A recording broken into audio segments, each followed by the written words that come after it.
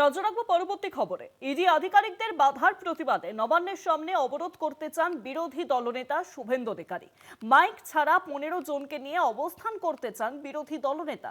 নবান্নের সামনে বিজেপির ধর্ণা নিয়ে আগামীকাল সিদ্ধান্ত নেবে কলকাতা হাইকোর্ট। পুলিশি অনুমতি না মেলায় ইতিমধ্যেই কলকাতা হাইকোর্টের দ্বারস্থ হয়েছেন বিরোধী দলনেতা। ইডি আধিকারিকদের বাধার প্রতিবাদে নবান্নের সামনে অবরোধ করতে চান বিরোধী দলনেতা। আমরা জানি যে কয়েকদিন আগেই কেন্দ্রীয় তদন্তকারী সংস্থা এনফোর্সমেন্ট ডাইরেক্টরেট আইপ্যাকের কর্ণধারে বাড়ি প্রতীক জৈনের বাড়ি এবং আইপ্যাকের অফিসে অভিযানে নামেন এবং সেই অভিযান ঘিরে একেবারে তুলকালাম পরিস্থিতি তৈরি হয়। মুখ্যমন্ত্রী মমতা বন্দ্যোপাধ্যায় তিনি উপস্থিত হন, বেশ কিছু ফাইল নিয়ে বেরিয়ে আসেন এবং যা ইতিমধ্যেই সেই মামলা গড়িয়েছে সুপ্রিম কোর্টে। আর এবার ইডি আধিকারিকদের বাধার প্রতিবাদে নবান্নের সামনে অবরোধ করতে চান বিরোধী দলনেতা। আরো জানাবেন এই বিষয়ে ফোন লাইনের সঙ্গে রয়েছেন প্রতিনিধি পীযূষ কান্তিলাল। পীযূষ দা,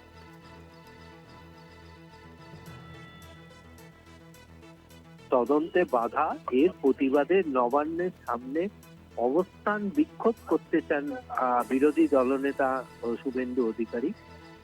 মাইক ছাড়া 15 জন সমর্থক নিয়ে তিনি অবস্থান করতে চান। পুলিশের কাছে আবেদন জানালে সেই আবেদনে ছাড়া না দেওয়ায় কলকাতা হাইকোর্টের দ্বারস্থ হয়েছে।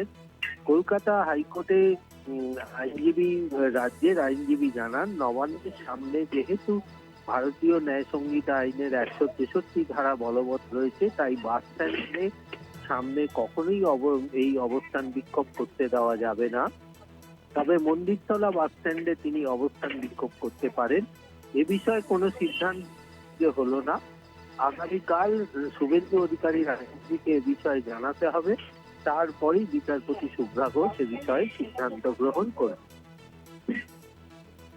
অনেক ধন্যবাদ পীযূষ দা। ফোন লাইনের সঙ্গে ছিলেন প্রতিনিধি পীযূষ কান্তিলাল। বিরোধী দলনেতা মাইক ছাড়া 15 জনকে নিয়ে অবস্থান করতে চান নবান্নের সামনে এবং নবান্নের সামনে বিজেপির এই বিক্ষোভে ইতিমধ্যেই অনুমতি মেলেনি, পুলিশি অনুমতি মেলেনি, তাই কলকাতা হাইকোর্টের দ্বারস্থ হয়েছেন শুভেন্দু অধিকারী।